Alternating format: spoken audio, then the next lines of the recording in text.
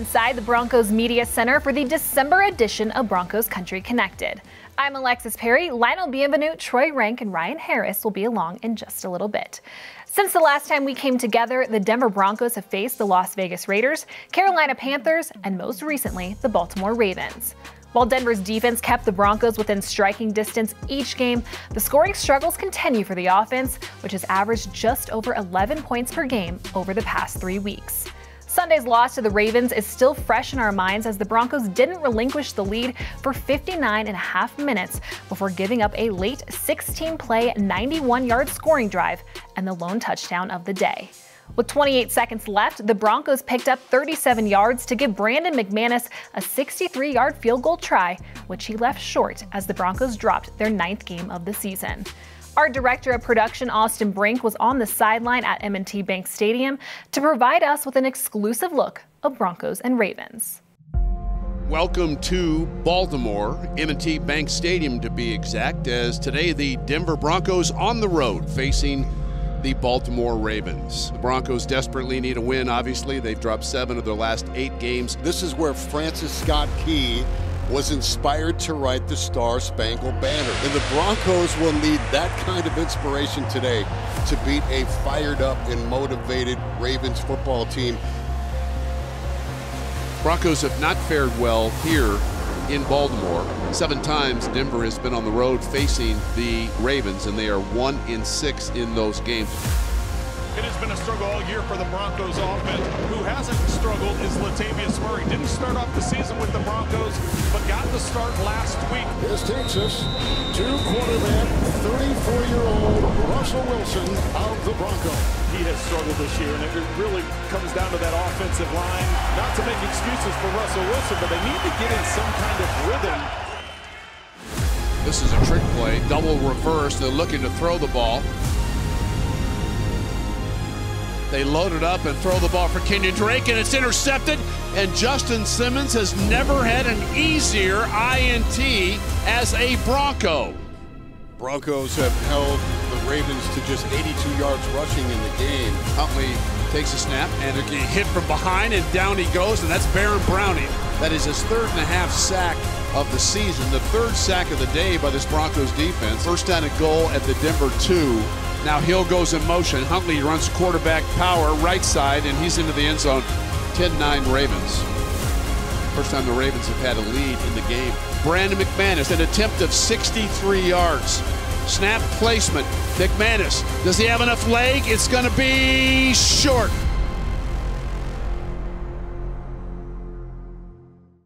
Well, joining me now, we have Broncos inside linebacker Alex Singleton.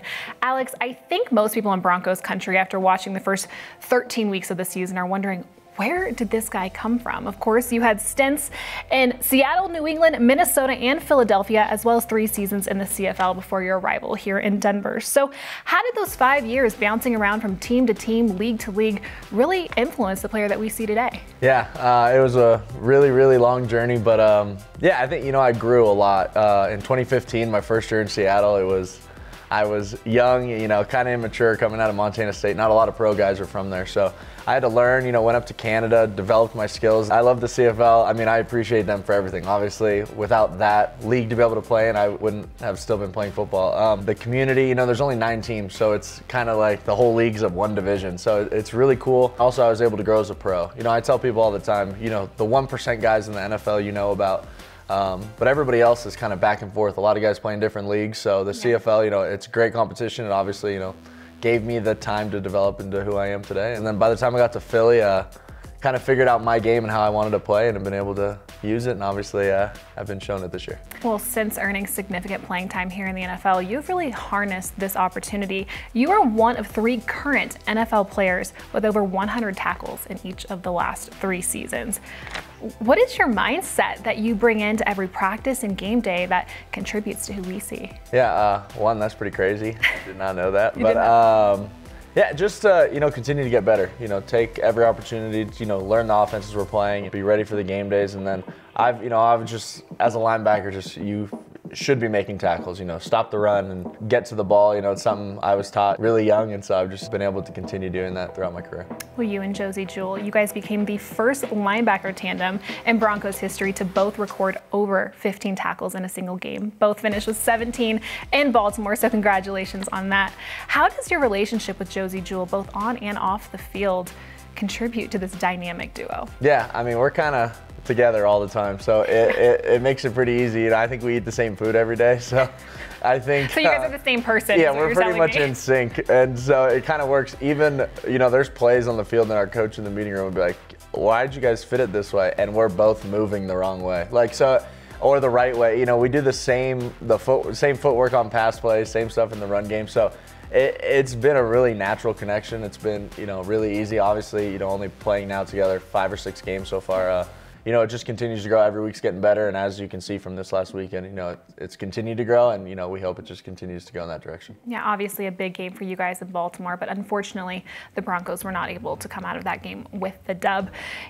Fans in Broncos country are really frustrated right now, but so are you guys. So what does it feel like to be in a slump like this? And what's maybe a small step this team can take to start moving towards the right direction? Yeah, I mean, it's frustrating. We're sick. We don't like coming in here doing the same stuff and feeling the same way we do every week. We want to win. We know we can win. For the defense, that last drive, we were in the position to win, and I was telling people, whether it's 42, 46, we still had to go out and just stop them on that last drive, and that's all that mattered to us. So we're going to learn from that. We're going to take that into this next week. We know the opponent that's coming in, and know what we're going to have to do. We're going to, focus as much, if not more, because we know it's a West game. We want to win our first game in the West. I think playing Patrick Mahomes, seeing how he plays the game, seeing how Travis Kelce gets open, just seeing their connection and seeing how the game works for them, and just to be able to take that in and not go in kind of thinking there's something they're not. They're football players, and so are we. And exciting opportunity to go against the #1 team in our division, prove something this week. Yeah, really quick before I let you go, I have to know, what was your cause for the My Cause, My Cleats initiative, and why is it near and dear to your heart? Yeah, My Cause, My Cleats. I had Special Olympics was my cause, and my older sister Ashley has Down syndrome, and so every year I represent Special Olympics, and she's been a participant for 25 years. I got to have her name, I got to have her favorite sports, and represent both countries that I've represented Special Olympics in. So it's a really special week for me, and I love to be able to wear those cleats. That's awesome. My Cause, My Cleats. Thank you so much for the time. We really appreciate it. Thank you. All right, well, still to come here on Broncos Country Connected, we'll learn more about the Broncos My Cause, My Cleats initiative and some of the unique ways this team is making an impact within our Colorado community and beyond. As we head to break, here are some of the best still images from Baltimore, snapped by Broncos team photographer Gabriel Christus.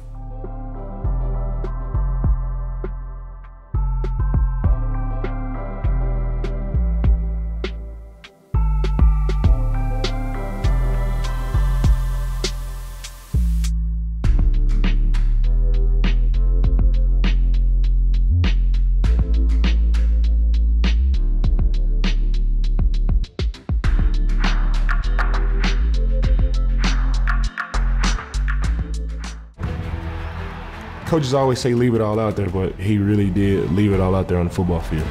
Thomas out on the 45 midfield. Here we go. He was like electrifying. DT's got it. Touchdown Denver. Tall, strong, fast, explosive. Our name was Thunder and Lightning, but he could have been Thunder and Lightning, really. He made simple and humble look so cool. He was one of a kind.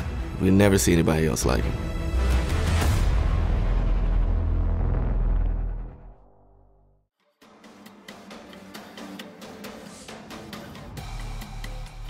Huntley with a boot fake. Now avoids Jacob Martin, rolls to his right, floats one. He's got an open receiver. That ball knocked away by Pat Surtain at the last minute. Incomplete. And Dulcich in a wing left. Russell throws. He's got Judy wide open, floats one middle of the field. Judy's got it. And Judy with the big catch out to the Denver 47-yard line. Huntley keeps the ball, now throws the ball. It's going to be intercepted by Justin Simmons. Huntley was going to be sacked and then made a horrible decision, and Justin Simmons was there, and the Broncos defense goes down and poses in the Ravens end zone, and the Ravens fans don't like it. Great to hear Dave Logan's perspective of this team on the field, but joining me now to discuss how the Broncos are making an impact off the field this season, of course, Broncos Vice President of Community Development, Allie Engelken. Allie, first off, we have to start with the big news of the day as Dalton Risner was named the team's Walter Payton Man of the Year nominee. What kind of impact did Dalton make this year that made him the obvious choice? The Walter Payton Man of the Year is regarded as one of the most prestigious honors in the NFL. It really celebrates a player on the field as well as off the field, in addition to leadership qualities that all teams are looking for. Dalton is a player who goes above and beyond, not for recognition, so a lot of the work that he does people don't see sometimes. But what we really admired so much about Dalton's portfolio this year was his deep dive into 4 key nonprofit partnerships. So when he commits to a relationship, when he commits to a demographic, a school, a kid, a family, he goes all in on that. And I think that's so special to show consistency and continuity in his giving. He serves as ambassadors, a spokesperson, board member for Special Olympics, and just a general and genuine supporter in everything that he does. Well, this year, Dalton Risner chose the Risner Up Foundation and a Precious Child for his My Cause, My Cleats initiative. And we all saw that on display on Sunday against the Baltimore Ravens. So what makes this initiative so special for these players year in and year out? What I look forward to and the organization looks forward to is seeing the players choose something important to them and really wearing their heart on their cleats. So connecting back to whether that's a hometown, a personal family connection or mission, a personal foundation, or a cause that really speaks to them. And it's different for every single player. And even our ownership and executives who participated, it's really special to learn a little bit more and peek behind the curtains as to what is important to those important to our organization. Well, you can learn more about each player's cause at denverbroncos.com by clicking on the community tab. And you can bid on select game-issued player cleats through the 2022 Denver Broncos My Cause, My Cleats auction. That's starting tomorrow, December 7th, and running through the 17th. That auction will help the players raise funds for their chosen causes, so be sure to check it out. Now, earlier this fall, I think the Broncos launched possibly my favorite initiative of the year, the girls high school flag football pilot. So tell us how that first year went and what the future of girls football looks like here in Colorado. Yeah, this is one of the most exciting programs that I've had an opportunity to work on, and huge kudos to Director of Youth and High School Football, Bobby Mestis, for really the brainchild and execution of bringing something so special to Colorado. The goal was to expand pathways to football and specifically give girls and high school female student athletes an opportunity to play and more opportunities to play. So we started with a small pilot program, 22 teams in the metro area. We had more than 500 girls come out and participate in its inaugural season. An interesting statistic is that 42% of the girls that played in this inaugural season would not have been playing a high school sport if it wasn't for this program. And so the interest is there, the excitement is there, and we were thrilled to be approved to begin an official CHASA pilot program with the goal of statewide sanctioning in 2024. So we'll have one more year of pilot expansion. So we're looking into different pockets of the state who will be able to join us in this exciting new endeavor, and 2024. Check it out at a high school near you. It will be statewide sanctioned. It's absolutely incredible.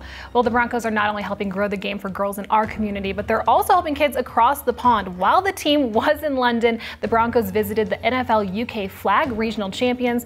They also hosted an event to expose those kids there to American football. So what were some of the community highlights while you guys were in England? We were really excited for the opportunity to participate in an international game this year. And when putting the schedule together, felt it was very important to mirror work that we're doing here locally in Colorado across the pond, and really connecting with the NFL UK office to help us do that in really thoughtful ways. So we were all over the place. Yes, a little bit of this, a little bit of that, but some of the key highlights, we did visit the Bury Primary School, home to the regional flag football Bury Broncos champion team. We're able to join Steve Atwater, Miles the mascot, and 2 of our incredible Denver Broncos cheerleaders for a surprise with them, but also a flag football clinic. We volunteered with Team President Damani Leach at the London Community Kitchen, learning about food insecurity in London and the incredible work this organization is doing to support that. And we brought out a couple hundred kids from the Harrow Club, which is really similar to a Boys and Girls Club, which is obviously near and dear to our hearts, for a Play 60 flag football clinic to expose even more kids to our game. And it was really well represented at that event. Owner Carrie Walton Penner joined us, as well as George Payton, and so many players after a day of practice stopped by to play with the kids. Yeah, it looked like an absolute blast. But now the holidays are finally here. What are some of the events that are coming up that the Broncos and these players are really going to be participating in? Yeah, the holidays are a special time because it really allows players and coaches even to be very individualized with their giving. So we see a majority of our giving outreach through adopt-a-family programs. So players will reach out into the community via our nonprofit partners and select families to make their holidays really special. We have an opportunity with Thunder to host an annual holiday party, bringing 300 kids from Boys and Girls Clubs across the city to a holiday party hosted by Thunder. He is there on the club level, making sure that all of the kids have a great time. We serve dinner at various homeless shelters, and we really just want to bring some holiday cheer to those who may need it throughout the entire community. Well, Allie, thank you so much for your time, and thank you for everything that you're doing to keep this organization so involved in our community. Well, still to come here on Broncos Country Connected, the Denver 7 crew will share their 2 cents on the Broncos' most recent game in Baltimore before looking ahead to Denver's Week 14 matchup against the Chiefs. Don't go anywhere. This segment brought to you by Checklinks, the proud protein partner of the Denver Broncos. I believe DT would give his last dollar to somebody who needed it. Always willing to help, wanting to take care of people, looking out for people, loving people. He loved kids, and he loved to give back. DT genuinely wanted me to be the best Von Miller I could possibly be on and off the football field. No matter what you put in front of him or what you threw his way, what he had already been through was the hardest thing he ever been through, so everything else didn't even matter. I appreciate everything he did. His presence was magnificent to me.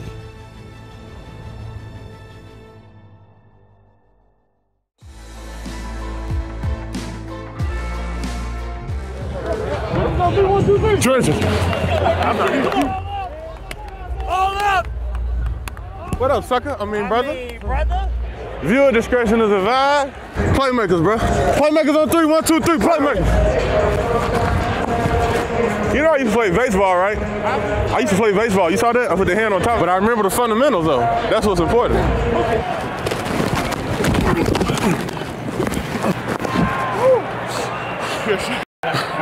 That's what it feels like to do that to somebody else. Damn, that's good, huh? Hey, watch out now. Watch out. See that? Yeah, I know. Looks like Alex got chipped. Yeah, he hit me and I like. He's got to stay outside on that. Because I was on it then when he hit me, it like threw me off.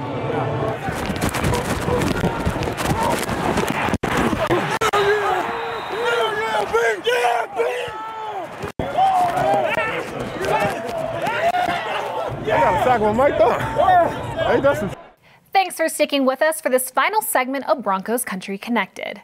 Justin Simmons said after Denver's loss to Baltimore that this team preaches the 24-hour rule. They watch the film, learn from their mistakes, and move on to the next game, which will be the biggest test for this defense this season as they prepare for the Kansas City Chiefs.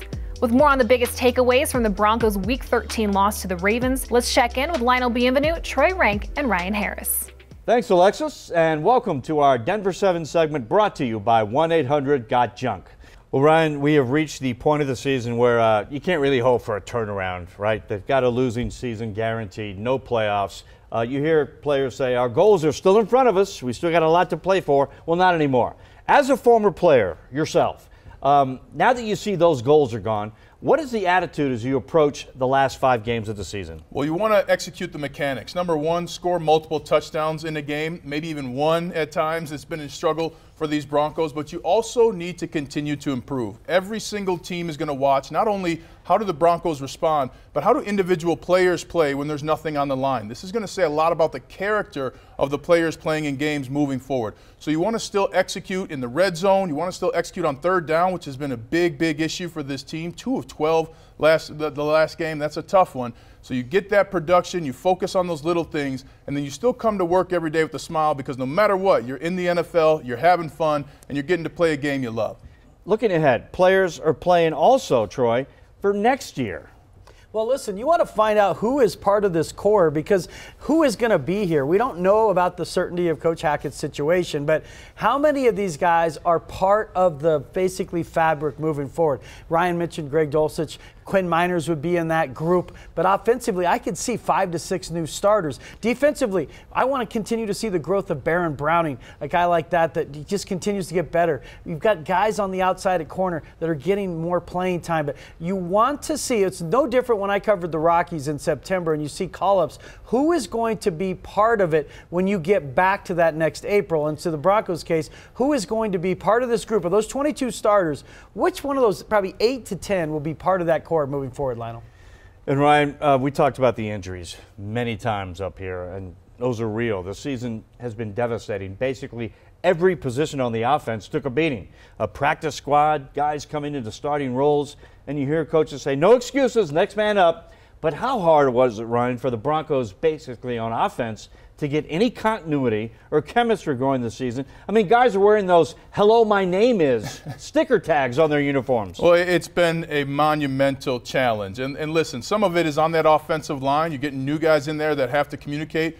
But think about this, 2 big things. One, you're losing the production of veteran players. Players like Tim Patrick, Cortland Sutton went down. So now almost $60 million on the IR, not able to play for the Broncos. That's a huge amount. So you're losing that expertise. But then who is Russell Wilson throwing to, especially offensively? He's throwing to 3 receivers who are rookies, meaning they weren't around for those fun videos we saw in the offseason of him teaching them how he wants routes ran and the expectations he has. So he's been teaching guys while playing with them. Very hard to do in the NFL. And Russell's been doing it, by the way, going into this last weekend, the 2nd most sacked quarterback and somebody who's also got an injury to his throwing shoulder. So a huge courage award to Russell Wilson, but he's learning on the fly with guys who are learning how to play in the NFL. Here's the reality. He needs to get healthy. He's had a labrum issue from earlier in the season. He's had a hamstring issue. What I saw in Baltimore, he looked like his legs were finally healthy. He had elusiveness outside the pocket. When he scrambled, he was able to get away from some defenders. We haven't seen that, frankly, since the Chargers game in October. So number one, get healthy. And he's got to get with a scheme that fits. But going forward next year, they need to take some of the pressure off. And I know that sounds crazy with his contract, Lionel, but it needs to be less about Russ, more about us. The only way they're going to get this thing fixed is with a team. We've shown that 1-2 guys cannot fix this where they are. They need to take some of the pressure off, get him some playmakers, ask him to play quarterback and not be all these other things. He has shown flashes of the old Russ at times.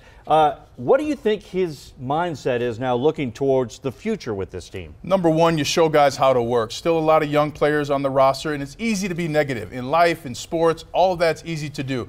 Can he stay positive? Can he continue to motivate? And he will. If I'm him, I'm looking at 2 or 3 specific areas of the offense that I want to improve on. Talking to my guys about that, talking to coaches about getting extra practice time on those things. If he can do that and start to build that confidence and cohesiveness, back to what Troy was saying, he can kind of include some people who are going to be here in the future and continue to build with them, even though things aren't going their way record-wise. All right, that's it for us, guys. Alexis, let's go back to you. Well, that's all the time we have for Broncos Country Connected, but be sure to join us this Saturday, December 10th at 5 p.m. on the Broncos YouTube channel for a Broncos broadcast special, Demaryius Thomas, the Heart of a Legend. DT finished his NFL career as a 4-time Pro Bowler, a 2-time AFC champion, as well as a Super Bowl 50 champion. While the impact he made on this organization is indisputable, the effect he had on our community was even greater. Demaryius Thomas, the Heart of a Legend, features over 30 interviews with former teammates, coaches, and friends, reflecting on DT's life and legacy. You will not want to miss it. For everyone here with the Denver Broncos and Denver 7, thanks so much for watching.